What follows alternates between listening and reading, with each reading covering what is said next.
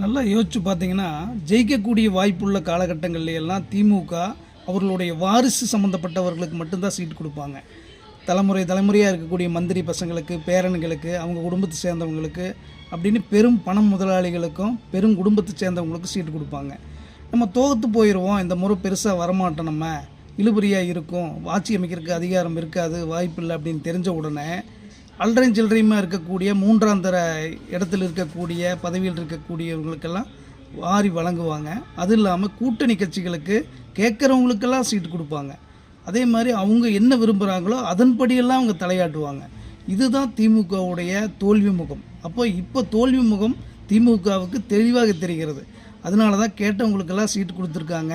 கூட்டணியில் யார் வேணாலும் உள்ளே வரலாங்கிற கதவு திறந்து விட்டு எல்லாத்துக்கும் வாரி வழங்கியிருக்காங்க. பணத்தை மூட்டையாக கொட்டுறாங்க. மக்கள் மட்டும் தெளிவாக இல்லைன்னா இந்த முறை 5 வருடங்கள் கிடையாது, 100 வருடங்கள் ஆனாலும் உங்களுடைய பாடு தீராத அளவிற்கு கொள்ளையடிப்பார்கள், சமூகத்தை சீரழித்து விடுவார்கள். இதிலிருந்து மீள்வதற்கே 50 ஆண்டு காலம் தேவைப்படும். அந்த அளவுக்கு எதிர்காலத்தை சீர்குலைக்கக்கூடிய ஒரு மிக சதித்திட்டத்துடன் தான் இவர்கள் இவ்வளவு பணங்களை இறைக்கிறாங்க.